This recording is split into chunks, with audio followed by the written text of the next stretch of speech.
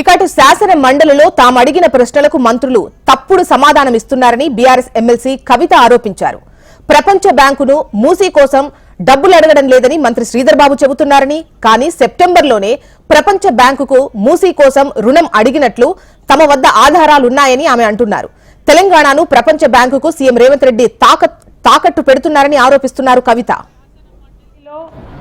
BRS party నుంచి మేము అడిగినటువంటి ప్రశ్నలకు ప్రభుత్వం తప్పుడు సమాచారం ఇచ్చింది.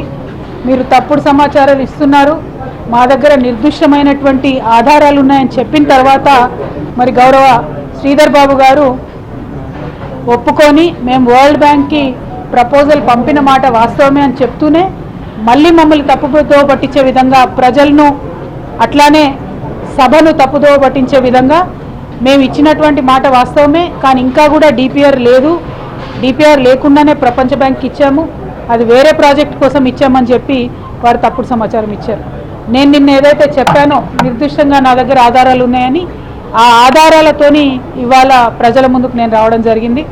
ఇవాళ మన ముఖ్యమంత్రి రేవంత్ రెడ్డి గారు మరి పెద్ద ఎత్తున తెలంగాణను ప్రపంచ బ్యాంకుకు తాకట్టు పెట్టేటటువంటి ప్రయత్నం చేస్తూ ఉన్నారు.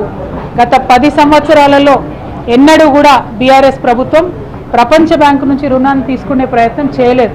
ఎందుకంటే ప్రపంచ బ్యాంకు యొక్క చీకటి రాజకీయాలు అన్ని దేశాలలో ఎట్లా జరుగుతాయో మనకు తెలుసు. కాబట్టి ఎన్నడూ కూడా బీఆర్ఎస్ పార్టీ తెలంగాణలోకి ప్రపంచ బ్యాంకు నుంచి రుణం తీసుకునేటటువంటి ప్రయత్నం చేయలేదు. కానీ అధికారంలోకి వచ్చినాక సంవత్సరం లోపలనే రేవంత్ రెడ్డి గారు మరి ప్రపంచ బ్యాంకు ముందు మోకరిల్లుతా ఉన్నారు. మూసీ నదీ పరివాహక ప్రాంతాల్లో ఉన్నటువంటి పేద ప్రజల నుండి భూములు లాక్కొని ఆ భూములు ప్రపంచ బ్యాంకులో తాకట్టు పెట్టి రియల్ ఎస్టేట్ ప్రాజెక్ట్ డెవలప్మెంట్ కోసం అని చెప్పి వారు ఈ డిపిఆర్ ఇవ్వడం జరిగింది. ఈ ఒక ప్రిలిమినరీ ప్రాజెక్ట్ రిపోర్ట్ అనే పేరుతోని వారు ప్రపంచ బ్యాంకుకు ఇచ్చినటువంటి పేపర్ ఏ తారీఖు ఇచ్చింది?